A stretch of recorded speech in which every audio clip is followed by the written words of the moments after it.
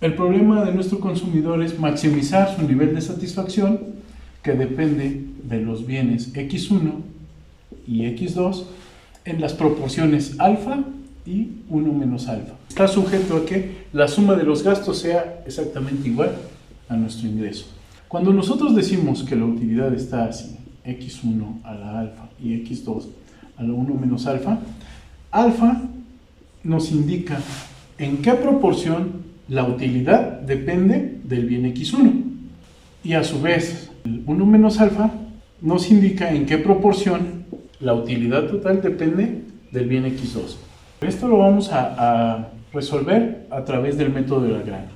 Nosotros vamos a plantear nuestro lagrangiano y decir que nuestra función objetivo es la utilidad. Es decir, X1, X2, que están elevados a la alfa y a la 1 menos alfa. ¿Sí? Ahora vamos a contrastar esto a través de nuestro indicador de sensibilidad ante los gastos y el ingreso.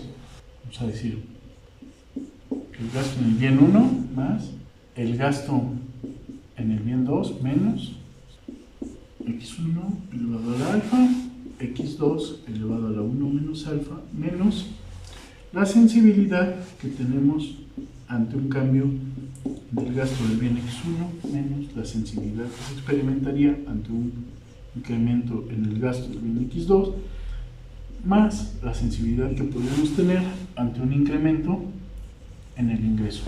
¿Sí? Ahora, es necesario establecer una cosa a las que vamos a llamar condiciones de primer orden. Las condiciones de primer orden son las condiciones necesarias para poder garantizar que estamos cumpliendo con nuestro objetivo. En este caso vamos a decir que la derivada del lagrangiano con respecto al bien X1, es decir también que la derivada del lagrangiano con respecto a X2 y la derivada del lagrangiano con respecto a lambda. Y lo vamos a igualar a 0. ¿Cómo cambiaría nuestro lagrangiano cuando incrementamos el consumo del bien X2 y lo vamos a igualar a 0? ¿Y cómo cambia el lagrangiano cuando cambia la sensibilidad y lo vamos a igualar a 0? Solo vamos a tomar en cuenta los cambios cuando hablamos de la variable en cuestión, en este caso X1. Es decir, vamos a considerar a X1 como una variable y todo lo demás va a permanecer constante. ¿Sí?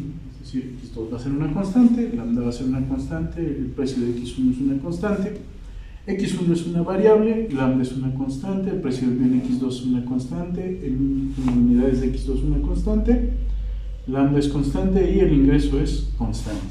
De esta manera vamos a ver la derivada que tenemos aquí sería alfa de X1 a la alfa menos 1, y como está multiplicando, entonces vamos a dejar a esta variable, que en este caso es una constante, ¿verdad? X2, la vamos a dejar así tal cual, X2 a la 1 menos alfa, ¿sí? Menos, tenemos una multiplicación de dos constantes por nuestra variable en cuestión, tenemos que dejar las constantes, decimos lambda precio 1, y la derivada de X1 con respecto a X1 es 1. Ahora vamos a restarle menos. Las variaciones que sufren tres constantes son 0, más las variaciones que sufren dos constantes es 0. Entonces, pues nos quedaría lambda precio 1 por 1 es lambda precio 1 menos 0 más 0. Esta parte se elimina, pero por nuestra definición aquí estaríamos igualándolo a 0. Entonces, esta sería nuestra ecuación número 1. Luego vamos a ver la segunda condición de primer orden. Y tendríamos ahora X1 sería una constante, X2 es nuestra variable en cuestión. Entonces, lambda precio 1 y X1 son constantes, lambda precio 2 constantes, X2 variable, y lambda y el ingreso serían constantes. Pues vamos a empezar, vamos a dejar ahí en su posición a X1 a la alfa y vamos a derivar a X2. Vamos a decir que esto sería 1 menos alfa, X2 a la 1 menos alfa menos 1. menos 0. Menos, tendríamos aquí las dos constantes multiplicadas por nuestra variable, dejamos las dos constantes, lambda, precio 2, ¿sí? La derivada de x2 con respecto a x2 pues es 1, lo dejamos así, tal cual, más 0, ¿sí? Hasta ahí terminaría nuestra derivada, pero por la definición que tenemos aquí, lo estaríamos igualando a 0. Esta sería nuestra ecuación número 2. Ahora, vamos a derivar con respecto a lambda. Vamos a considerar ahora x1 y x2 como unas constantes y la variable, los cambios solo estarían siendo medidos en lambda. Tendríamos que esta parte de aquí, su derivada es 0, y comenzaríamos aquí menos, diríamos que esto es menos precio 1, x1, son dos constantes por una variable, la derivada de lambda con respecto a lambda es 1, nos quedaría menos precio 1, x1. Este tramo de aquí es igual, la derivada de lambda es 1, que multiplica a precio 2, x2, más 1 que multiplica a m, nada más nos quedaría m, ¿verdad? Y por nuestra definición que tenemos aquí, pues estaríamos igualando a 0. Estos dos términos que tenemos aquí, los de los gastos, los podríamos pasar de este lado de la igualdad y nos quedaría que el ingreso es igual a la suma de los gastos, ¿no? O sea que es nuestra restricción que teníamos ahí. Para no confundirnos vamos a dejarlo así tal cual, y esta va a ser nuestra ecuación número 3. Nosotros sabemos que lo que estamos buscando es ese punto donde hace tangencia la curva de indiferencia con la restricción presupuestaria. Entonces, para poder comprobar la tangencia, vamos a decir que en ese punto las pendientes de la restricción presupuestaria y de la curva de indiferencia son iguales, es decir, que el precio relativo es igual a la tasa marginal de sustitución. La tasa marginal de sustitución, por definición, es un comparativo de utilidades marginales. Entonces diríamos que aquí quedaría la utilidad marginal de x1 comparado con la utilidad marginal de x2, y ya propiamente la utilidad marginal de x1 sería la variación que hay en la utilidad cuando cambia x1, y lo compararíamos con cómo cambia el nivel de utilidad cuando cambia x2. Tendríamos que esto es la derivada de la utilidad con respecto a x1 comparado con la derivada de la utilidad con respecto a x2, ¿sí? Y esto tendría que ser igual a nuestro precio relativo. El precio relativo es igual a la tasa marginal de sustitución. Esto lo podemos apreciar en nuestras operaciones que tenemos aquí.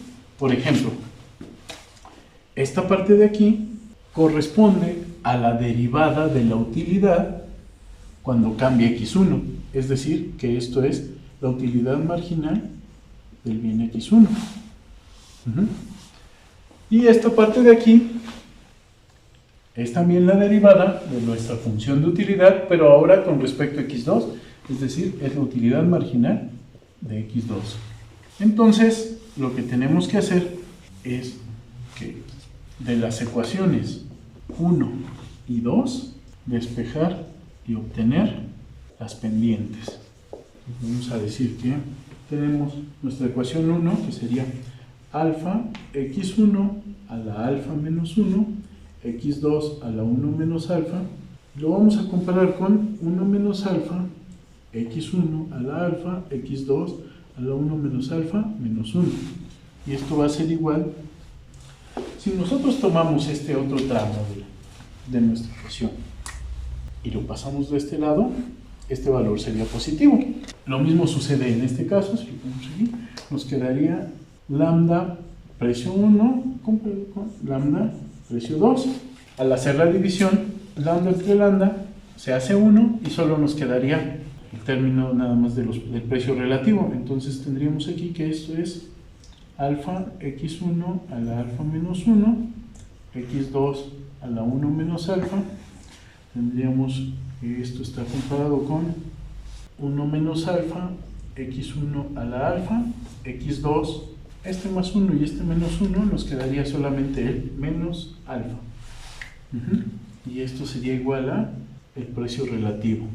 Continuando, vamos a resolver la tasa marginal de sustitución y para eso vamos a tomar los términos que son iguales. Vamos a decir que alfa está dividido entre 1 menos alfa, que x1 tiene exponente alfa menos 1 y hay que restarle el exponente de la ecuación que tenemos abajo y vamos a decir menos alfa, ¿sí? Ahora, por la ley de los exponentes, ahora x2 tiene un exponente 1 menos alfa y al restarle el exponente para hacer la división, menos alfa. Y esto debe de ser igual a nuestro precio relativo. Entonces tendríamos que esto es alfa dividido entre 1 menos alfa. Alfa y 1 menos alfa se cancelan y nos quedaría que alfa tiene un exponente a la menos 1. x1, perdón, tiene un exponente a la menos 1. x2 tendría exponente a la 1 y esto sería igual al precio relativo. Tenemos aquí que entonces esto es alfa, 1 menos alfa. Como este es una inversa, diríamos que es 1 sobre x1 y este es un entero, este es x2 sobre 1. Es igual a el precio relativo. Entonces diríamos que alfa por 1 por x2 es alfa x2 sobre 1 menos alfa, y multiplicamos x1 por 1 y esto es igual a el precio relativo. A esta le vamos a llamar nuestra ecuación número 4. En la ecuación 4 lo que vamos a hacer es despejar el gasto en x2. O sea, tenemos que esto es, nuestra ecuación 4 es alfa x2, 1 menos alfa x1 es igual a precio 1 entre precio 2. La forma más sencilla que tenemos de hacer esto es pasar a este multiplicando aquí, pasar a este multiplicando acá. Entonces tendríamos que precio 2 multiplicado por alfa x2 es igual a precio 1 que multiplica 1 menos alfa x1. ¿Sí? Propiamente tenemos aquí esto y diríamos que ordenando términos, precio 2x2 multiplicado por alfa es igual a precio 1x1, o sea, el gasto del bien x1 multiplicado por, ya nada más estaríamos despejando el gasto del bien x2, entonces es el gasto en el bien x1 por 1 menos alfa, todo dividido entre alfa. Vamos a separar un poquito estos términos y vamos a decir que precio 2 x2 es igual a precio 1 x1 entre 1 por 1 sobre alfa de alfa y que esto nos quedaría como el gasto en el bien x2 es igual al gasto en el bien x1 multiplicado por 1 menos alfa sobre alfa. A esta le vamos a llamar ecuación 5. Ahora lo que vamos a hacer es sustituir la ecuación 5 en la ecuación 3. Sabemos que 3 es nuestra restricción presupuestaria, entonces es el gasto en el bien 1 más el gasto en el bien 2 y esto debe ser igual a nuestro ingreso. Esto es el gasto en el bien 1 más el valor de esto, que también está expresado en términos del gasto del bien 1 por 1 menos alfa sobre alfa y que esto es igual a nuestro ingreso. Ahora lo que vamos a hacer es obtener el factor común, vamos a factorizar. Factorizando esto, vemos que el factor común es el gasto en el bien x1. Al multiplicarlo por 1, obtenemos el primer término, más 1, que a su vez está multiplicado por 1 menos alfa sobre alfa. Y esto es igual a nuestro ingreso. Nos quedaría que el gasto en el bien 1 multiplicado por 1 más 1 por este término, nos quedaría ese término, 1 menos alfa sobre alfa. Esto es igual al ingreso. Bueno, vamos a resolver esta parte que está aquí. Vamos a decir que el gasto en el bien 1 está multiplicado por, vamos a ponerlo como un entero, más 1 menos alfa sobre alfa.